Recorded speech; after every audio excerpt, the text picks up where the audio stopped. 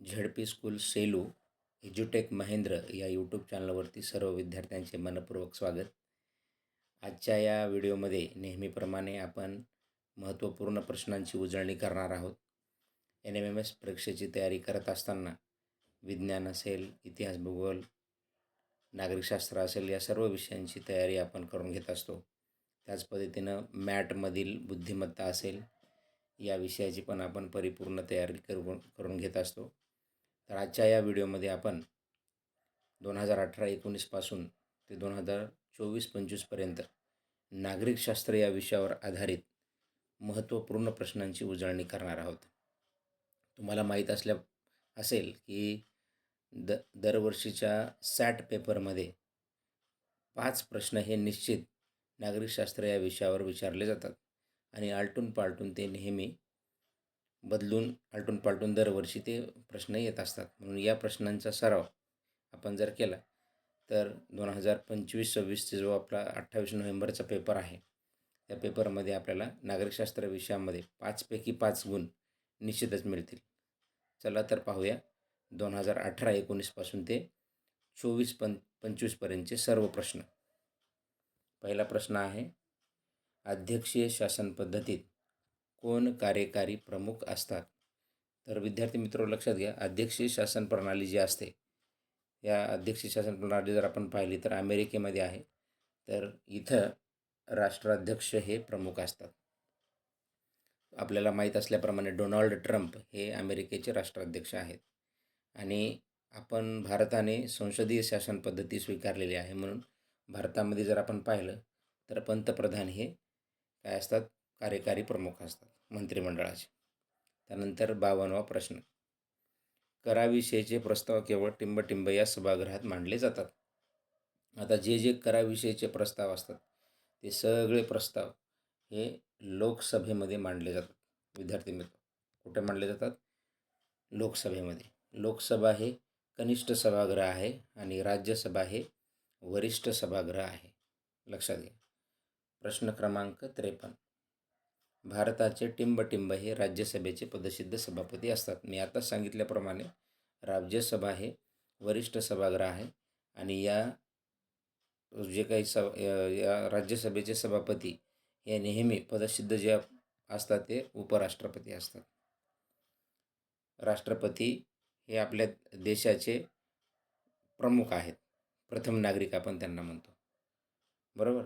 त्यानंतर प्रश्न 54, महाराष्ट्र विधानसभा गृहाचे एकूण सदस्य संख्या किती आहे? तर महाराष्ट्र विधानसभा गृहाची जी काही एकूण सदस्य संख्या आहे ती 288 आहे आणि जर 78 इथं पर्याय क्रमांकामध्ये आहे, तर पर्याय क्रमांक 3मध्ये 78 जे आहे ते आहे विधान परिषदेची. महाराष्ट्राची जी विधान परिषद आहे तिथे 78 सदस्य संख्या आहे. तर महाराष्ट्रातल्या विधानसभाच्या सदस्यांना काय म्हणतात? तुम्ही कमेंटमध्ये निश्चित सांगा. मी पण सांगतो, आमदार असं म्हटलं जातं, बरोबर. आणि लोकसभेच्याला काय म्हणतात? कमेंटमध्ये निश्चित कमेंट करा. तर लोकसभा आणि राज्यसभेच्याला खासदार असं म्हटलं जातं. त्यानंतर 55वा प्रश्न, कोणत्या देशाचे संविधान पूर्णतः लिखित नाही? बघा, भारताचं तर लिखित आहे, नंतर अमेरिकेचं लिखित आहे, रशियाचं सुद्धा लिखित आहे. तर इंग्लंड या देशाचं संविधान संपूर्णतः लिखित नाही. तिथला कारभार हा लिखित स्वरूपामध्ये चालत नाही, तिथलं संविधान लिखित नाही. पुढचा प्रश्न पुढच्या वर्षाची प्रश्नपत्रिका आपण पाहूया. चला, कोणत्या वर्षाची आहे तर लक्षात येत असेल, 2019-20ची प्रश्नपत्रिका आहे, 2019-20ची. त्यामध्ये प्रश्न बघूया आपण. पहिला प्रश्न आहे, राज्यसभेची एकूण सदस्य संख्या किती आहे? राज्यसभेच्या सदस्य संख्येच्या बाबतीत जर आपण पाहिलं तर आता सांगितल्याप्रमाणे मागच्या प्रश्नपत्रिकेत विचारलं होतं की राज्यसभेचे पदसिद्ध सभापती कोण असतात? तर आपण उपराष्ट्रपती म्हणलो होतो. या वर्षीच्या प्रश्न 19-20ला काय विचारलं? राज्यसभेची सदस्य संख्या. तर राज्यसभेची सदस्य संख्या विद्यार्थी मित्रांनो लक्षात घ्या, 250 असते. किती असते? 250. याच्यामध्ये 238 प्लस 12 जर आपण पाहिलं तर 250 आहेत. 12 हे राष्ट्रपती नामनिर्देशित सदस्य असतात. म्हणजे एकूण सदस्यांची आपल्याला विचारलेली आहे, म्हणजे 250 आहेत. पुढचा प्रश्न आहे 52वा. खालीलपैकी कोणत्या देशात संसदीय शासन पद्धती प्रथम विकसित झाली? तर संसदीय शासन पद्धती सगळ्यात अगोदर जर आपण पाहिलं तर इंग्लंड या देशामध्ये विकसित झाली. कारण इंग्रजांचं राज्य भारतावर होतं आणि तिथली संसदीय शासन पद्धती आपण स्वीकारली. म्हणून सर्वप्रथम इंग्लंड या देशामध्ये विकसित झाली. त्यानंतर प्रश्न क्रमांक 53. संविधान सभेचे अध्यक्ष कोण होते? पर्याय आपण जर व्यवस्थित पाहिले, संविधान सभेचे अध्यक्ष डॉक्टर राजेंद्र प्रसाद हे होते, लक्षात घ्या. पर्याय क्रमांक 2 आहे डॉक्टर बाबासाहेब आंबेडकर, 3 आहे पंडित जवाहरलाल नेहरू आणि 4 आहेत सरोजिनी नायडू. तर पर्याय क्रमांक 2 जे डॉक्टर बाबासाहेब आंबेडकर आहेत हे मसुदा समितीचे अध्यक्ष होते. प्रश्न काय विचारला? संविधान सभेचे अध्यक्ष कोण होते? म्हणून आपले संविधान सभेचे अध्यक्ष डॉक्टर राजेंद्र प्रसाद हे होते. पंडित जवाहरलाल नेहरू तुम्हाला माहीत आहे भारताचे पहिले पंतप्रधान, आणि सरोजिनी नायडू यांना आपण भारताची गानकोकिळा असं म्हणतो. त्यानंतर 54वा प्रश्न आहे, महाराष्ट्राच्या कार्यकारी मंडळात पुढीलपैकी कोणाचा समावेश होत नाही? तर कार्यकारी मंडळ जे आहे महाराष्ट्र राज्याचं, त्याच्यामध्ये राज्यपालांचा समावेश होतो, मुख्यमंत्र्यांचा समावेश होतो आणि मंत्रिमंडळाचा समावेश होतो. तर 4 नंबरचा जो पर्याय आहे, उच्च न्यायालयाचे न्यायाधीश यांचा कार्यकारी मंडळामध्ये समावेश होत नाही. पुढचा प्रश्न आहे याच्यातलाच, या 2019-20चाच. बघूया तो प्रश्न काय आहे, की भारताच्या सरन्यायाधीशांची नेमणूक कोणाकडून केली जाते? भारताचे जे काही सरन्यायाधीश आहेत, हे भारताचे सरन्यायाधीश जे आहेत त्यांची नेमणूक कोण करतात? आपल्याला माहीत असलं पाहिजे. तर यांची नेमणूक हे राष्ट्रपतीच्या माध्यमातून केली जाते. पंतप्रधान तर लोकसभेमध्ये नेता म्हणून निवडले जातात आणि मंत्रिमंडळ हे पंतप्रधानांच्या अखत्यारीमध्ये काम करतात. मग या प्रश्नाचं उत्तर काय आहे? सरन्यायाधीशाची नेमणूक राष्ट्रपती करतात. चला पुढच्या वर्षामधली बघूया आपण. हे आहे 2020-21ची प्रश्नपत्रिका, इथं दिसते तुम्हाला. बघूया 51वा प्रश्न काय आहे, खालीलपैकी कोणते कार्य सर्वोच्च न्यायालयाचे नाही? तर वाचूया पर्याय आपण. पहिला पर्याय काय आहे, केंद्र शासन व घटक राज्य यांच्यातील तंटे सोडवणे. बरोबर आहे, हे सर्वोच्च न्यायालय करते. कारण जे केंद्र शासन आणि घटक राज्य यांच्यामध्ये जर भांडण तंटा निर्माण झाला असेल एखाद्या बिलावरून किंवा एखाद्या कायद्यावरून, तर त्या ठिकाणी सर्वोच्च न्यायालय त्या ठिकाणी मध्यस्थी करून ते तंटे सोडवण्याचं काम करते. 52वा प्रश्न काय आहे, म्हणजे 51वामधील दुसरा पर्याय काय आहे, न्यायाधीशांची नेमणूक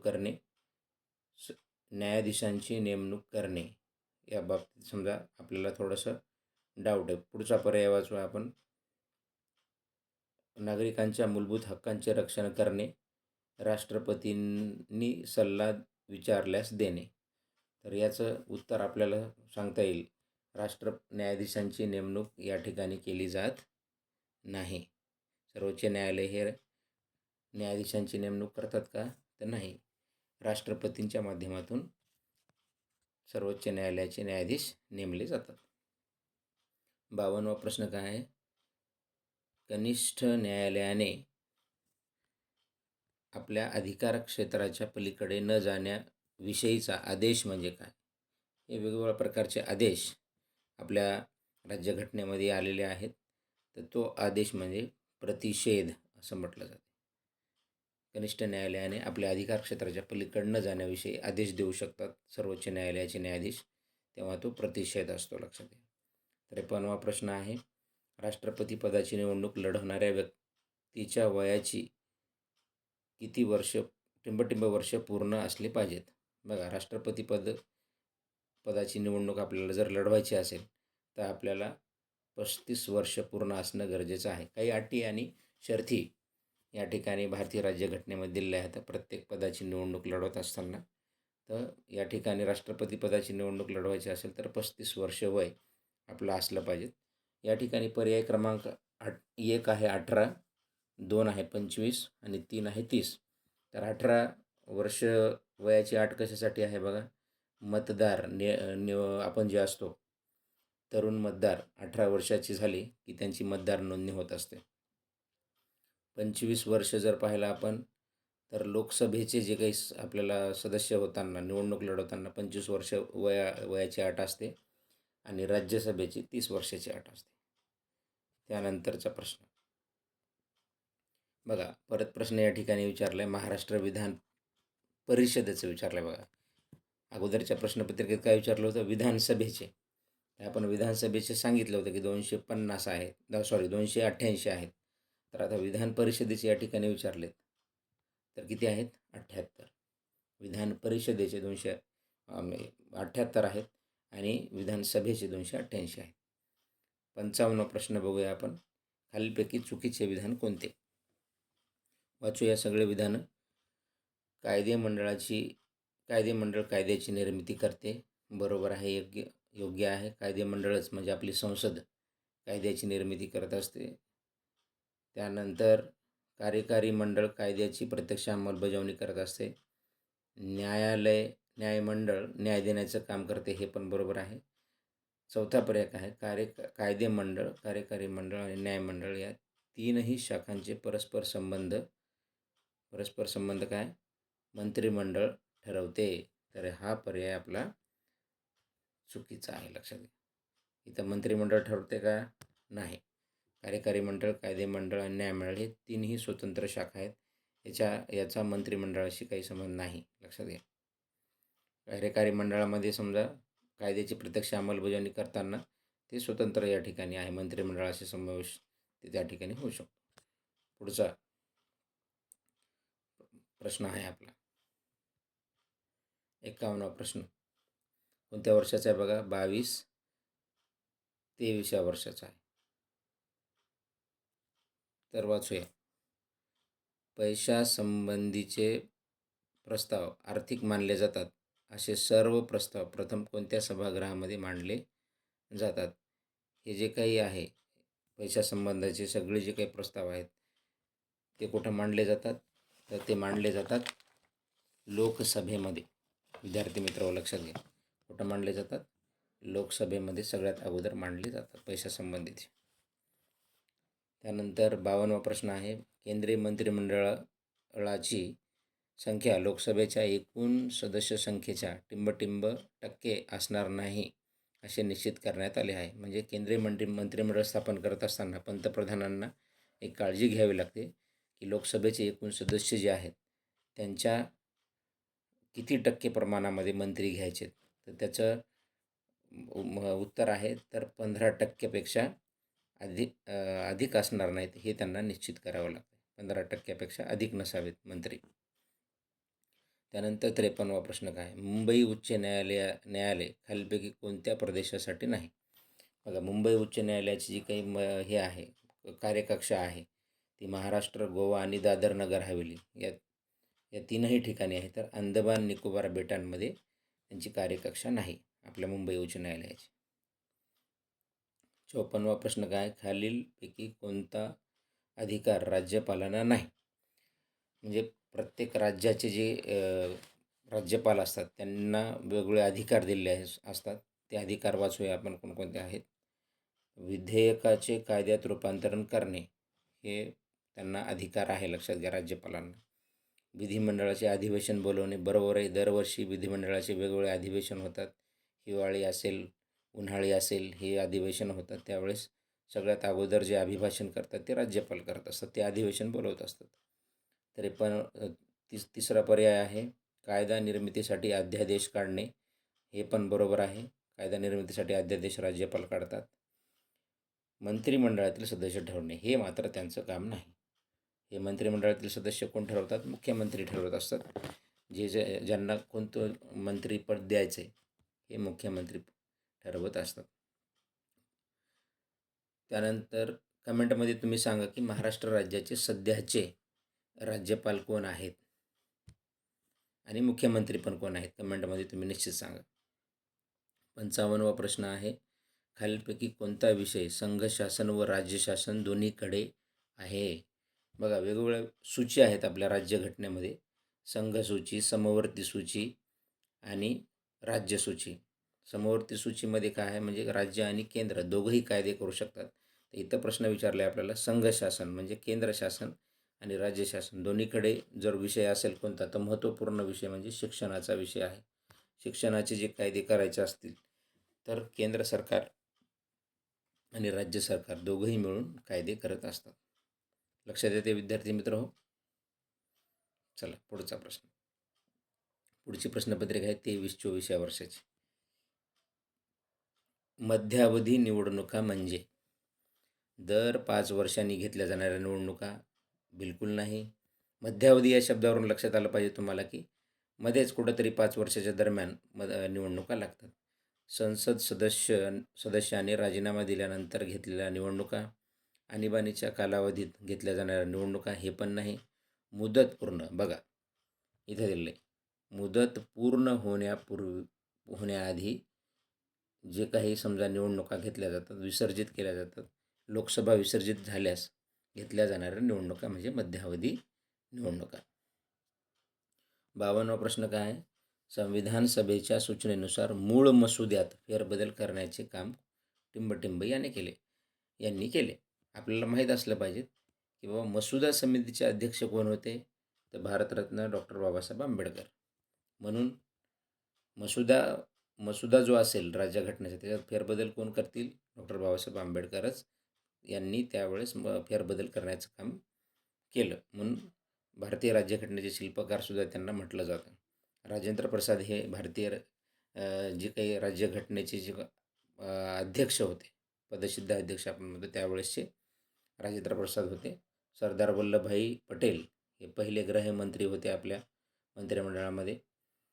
पोलादी पुरुषसुद्धा त्यांना म्हटलं जाते. आणि पंडित जवाहरलाल नेहरू हे पहिले पंतप्रधान होते आपले.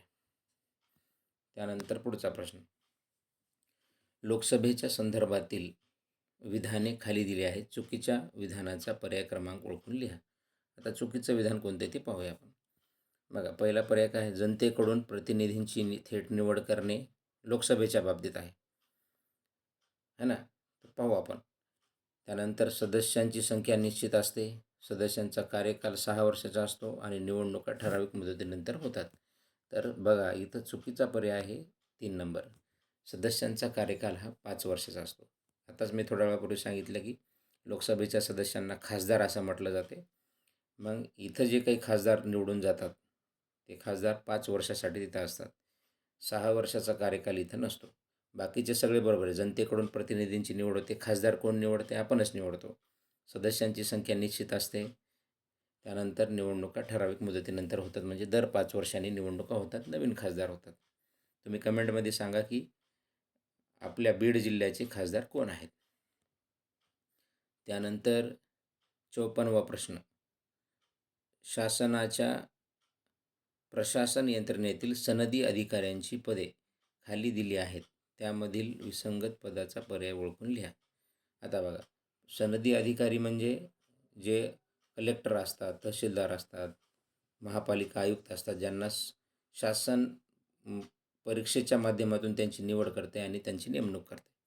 तर जिल्हाधिकारी, तहसीलदार, महानगरपालिका आयुक्त हे सगळे सनदी अधिकाऱ्यांची पदं आहेत. महापौर जे आहे हे महापौर महानगरपालिकेमध्ये नगरसेवक म्हणून निवडून जातात आणि तिथं निवडून गेलेले नगरसेवक महापौरांची एका व्यक्तीची महापौरपदी त्या ठिकाणी नेमणूक करत असतात. त्यानंतर 55वा प्रश्न. महाराष्ट्र विधानमंडळाचे अर्थसंकल्पीय अधिवेशन टिंबटिंब येथे होते. तर बघा महाराष्ट्र विधानमंडळाचे अर्थसंकल्पीय अधिवेशन दरवर्षी मुंबई येथे होते आणि हिवाळी अधिवेशन नागपूर या ठिकाणी होते. हिवाळी अधिवेशन अर्थसंकल्पीय अधिवेशन मुंबईलाच होते. पुढचा प्रश्न बघू. आता आहे कोणत्या वर्षीचे प्रश्न आहे ते 2024-25चे म्हणजे या वर्षीपर्यंत आलो आहे आपण. आता 5 प्रश्न दरवर्षी विचारले जातात. या प्रश्नांचा तुम्ही सराव जर केला तर निश्चितच तुम्हाला याच प्रश्नांपैकी एखादा प्रश्न आलटून पालटून विचारला जाईल तुम्हाला. 51वा प्रश्न बघूया 2024-25 मधला. भारतात एकूण किती उच्च न्यायालये आहेत? तर भारतात एकूण 24 उच्च न्यायालये आहेत. लक्षात घ्या किती आहेत? 24.